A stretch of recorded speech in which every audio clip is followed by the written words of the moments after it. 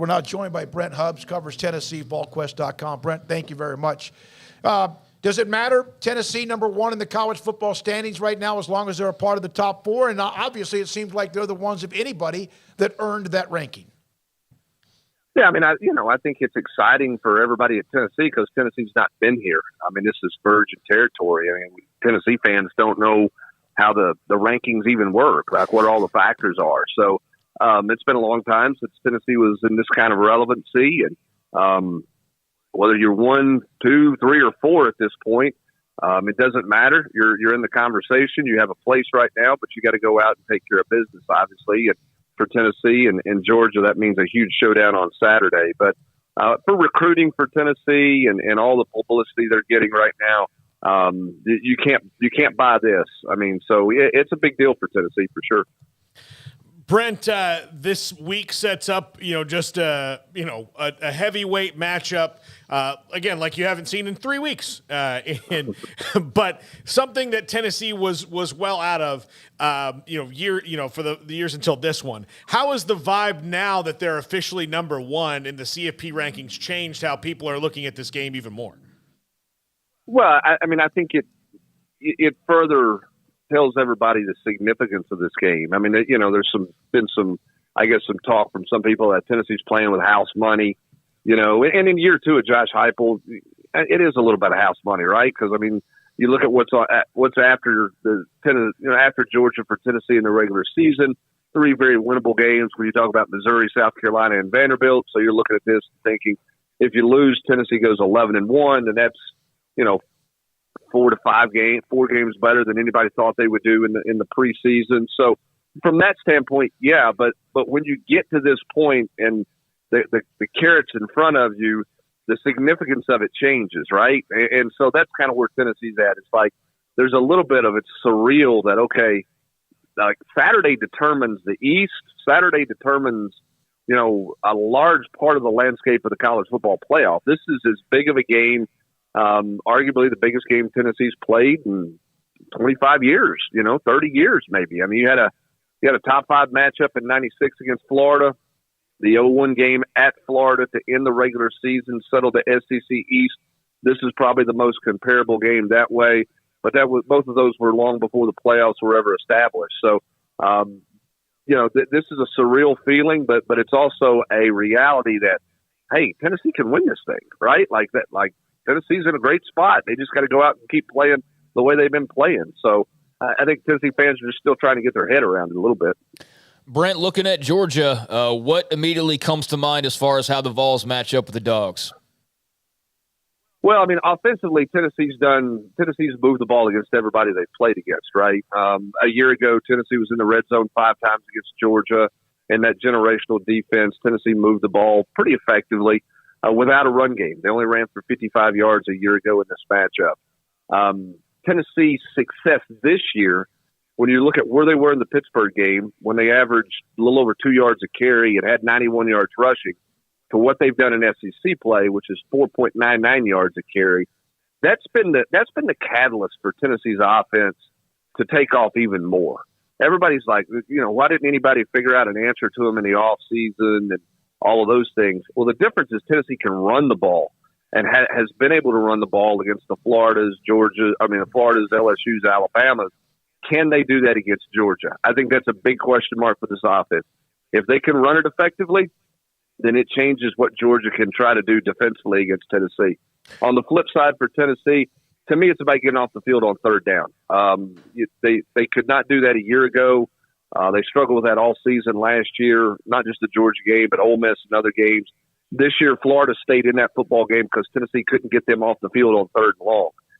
Kentucky had 10 opportunities of 3rd and 7+, and they went 0 for 10 last week. Tennessee's not going to shut Georgia out in that scenario all night long, but can they get off the field enough and get enough stops against this Georgia offense? Sometimes teams that aren't used to being where they are at times can hyperventilate, but it seems like Tennessee has really, in a lot of ways, Brent, they've hugged this. They've really enjoyed this, haven't they? Yeah, they have, and that's the mentality of the head coach. Josh Heupel's a Heisman Trophy finalist. Josh Heupel won a national title. He played on the biggest stages. He played in the spotlight at Oklahoma. And as he has said multiple times and has told me privately multiple times, listen, man, what are you going to do? Tell him to not get on social media to avoid it? Like, how are you going to avoid this? You're not going to avoid it. So you can't scare your team about it. You have to be open, transparent, and honest about it. Like, look, your guys' hard work has put you in this position. If you want to stay where you're at and continue to move forward, you got to keep working hard, and you've got to continue to go about your business the right way. But there's no point in changing your routine because it's a big game, changing your practice habits, changing your media availability, telling your kids they got to log off of social media and all those things because it's just ineffective. So Tennessee's routine this week is the exact same routine they had against UT Martin. Now, there may be one extra national interview or two that somebody has to do, but nothing else has changed about their preparations every day. And I think that has been beneficial to this team and has kept this team from, as you say, hyperventilating with everything that's going on with them and all the excitement surrounding them right now. So what has been the meteoric rise of Jalen Hyatt, who was, everybody probably knew he was a good player, but I don't think anybody saw this coming, Brent. Well, the biggest thing is Jalen and his commitment to the game. Last November, Jalen Hyatt walked through the football complex every day after practice with a hoodie on, the hood on his head, his earbuds in, and his head down, looking straight at the ground as he walked out. He was not very happy. He was not very locked into the football team. He was not very locked into his game. He was not having a lot of fun, to the point a lot of people wondered if he would even potentially look around in the offseason. He had a conversation with Bayless Jones, who went on to the NFL draft and was taken by the Bears. And Bayless, who took his job last fall when Jalen was a bit banged up, Bayless told him and said, listen, this offense is tailor-made for you in the slot position. If you will commit to the game, you're going to make a lot of money, and you're going to make a lot of money fast if you're willing to commit to it. And it resonated with Jalen. I mean, it totally resonated with him, and he got with Hendon Hooker, and they worked on their chemistry, and Jalen caught a bunch of balls the entire summer, and he got locked in for football. He got really focused for football and committed to his teammates, committed to being a better receiver, and you're seeing the results of it. I mean, Tennessee's always felt like he could be a great fit in this offense because he could run, and it was just a matter of Jalen focusing on football the way he needed to get better, and Jalen's done that. Brent, how do you think the defense has evolved over the course of this season? Better in the defensive front. Rodney Garner, Tennessee's veteran defensive line coach, made a commitment to play a bunch of guys. They're playing 11 guys on the defensive front right now. A year ago, they played about 5, and guys in the second half of games were wore out. The back half of the season last year, guys were wore down. Tennessee's commitment up there to play more bodies has kept them fresh. I think it's made them better players, so it starts there. I don't know what they found in the secondary against Kentucky, if they found anything. Nico Slaughter creates 2 turnovers playing corner for the first time this season. He'd been playing safety. What do they do with him Saturday in Athens? Does he stay at corner? Does he play star? What are they in a rotation back there? I don't know. I mean, that's the biggest surprise of last week is the fact that the secondary was in a position to make the plays that they had made because we have not seen that out of that group this year. So, is that a one-off, or are they really growing and really improving at that position? The defensive front has certainly grown and got better. They're good. They're solid against the run. That'll be tested this week with Kenny McIntosh. Then the question is, can they defend the middle of the field against the tight end? Yeah, I was impressed because Kentucky, I thought, with Tennessee and all of what's going on, maybe they slow that thing down, which I don't know if anyone could do that with Tennessee. But Kentucky was known for the team that plays really good defense, and it was Tennessee who played the really good defense. Yeah, Tennessee was super aggressive. And when Tennessee played Florida, I think Tennessee got a little too worried about Anthony Richardson's legs and the big plays, and they kind of backed off some of their blitz, some of their aggressiveness. They go to LSU, and Jaden Daniels can run the football, but Tennessee blitzed and blitzed frequently. They ran a lot more stunts and twists and games up there.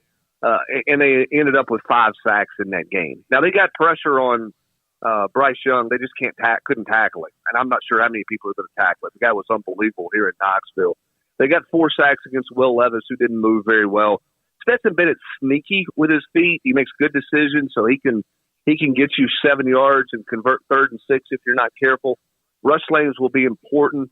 But again, in the secondary last week, Tennessee was super aggressive. They played tight coverage. They did not fear getting the ball thrown over their head. Will they play that way this week against Georgia, who, again, their best receivers have been their tight ends and really Kenny McIntosh. It's not a knock on Ladd McConkey, but outside of Ladd McConkey, they haven't done a whole lot out wide at the receiver position. So how aggressive is Tennessee's secondary going to play in coverage on Saturday? Brent, thank you very much. This has been fun. I know you know, as a guy who covers them, to watch what they're doing. They've been a great story, and we'll see what happens with Georgia, and they still have a chance to be a great story, and good luck this weekend. Thank you. Appreciate it. Thanks, guys. Have a great day. Appreciate Brent Hubbs. We have